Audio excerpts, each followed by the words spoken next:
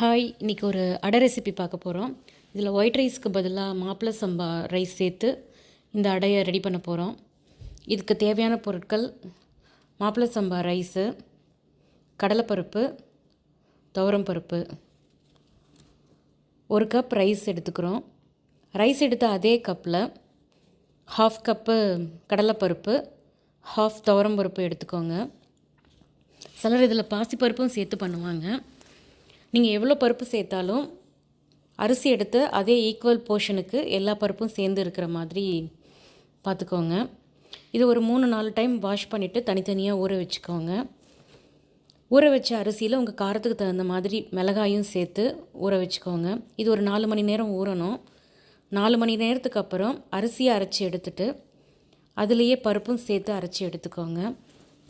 அரைச்ச மாவில் உப்பு, மஞ்சள் தூள், பெருங்காயம், சோம்பு எல்லாமே சேர்த்து கலக்கி எடுத்துக்கோங்க. இந்த அரிசியில் ஃபைபர் கண்டென்ட் நிறைய இருக்குது. ஈஸியாக டைஜஷன் ஆகும். ஹீமோக்ளோபின் லெவலை இன்க்ரீஸ் பண்ணுறதுக்கு ஹெல்ப் பண்ணுது. ரொம்ப ஹெல்த்தியானது. இந்த மாவில் நறுக்கி வச்ச வெங்காயமும் கருவேப்பிலையும் சேர்த்து நல்லா கலந்து விட்டுக்கோங்க. தண்ணி பத்தலைன்னா தேவையான அளவு தண்ணி ஊற்றி இதை கரைச்சி எடுத்துட்டு நல்ல கனமான அடையாக சுடணும். இது கொஞ்சம் வேகிறதுக்கு டைம் ஆகும். ஸோ மீடியம் ஃப்ளேமில் வச்சு சுட்டு எடுங்க.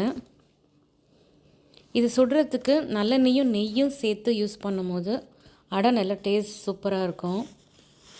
இதுக்கு சைட் டிஷ்ஷுன்னு பார்த்தீங்கன்னா அவியல் ரொம்ப நல்லாயிருக்கும். அவியல் பெட்டர் காம்பினேஷன். இதுக்கு டைம் இருந்தால் அவியல் பண்ணலாம்.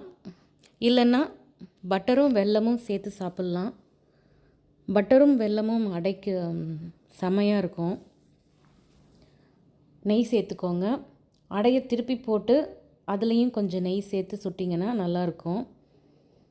ரொம்ப ஹெல்த்தியான அடை இது.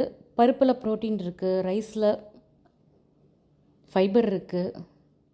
ரொம்ப ஃபில்லிங்காக இருக்கும், டேஸ்ட்டாகவும் இருக்கும். ஹெல்த்தியான அடை. ட்ரை பண்ணி பாருங்கள். இந்த அடை பிடிச்சிருந்ததுன்னா லைக் பண்ணுங்கள், ஷேர் பண்ணுங்கள், ட்ரை பண்ணி பாருங்கள்.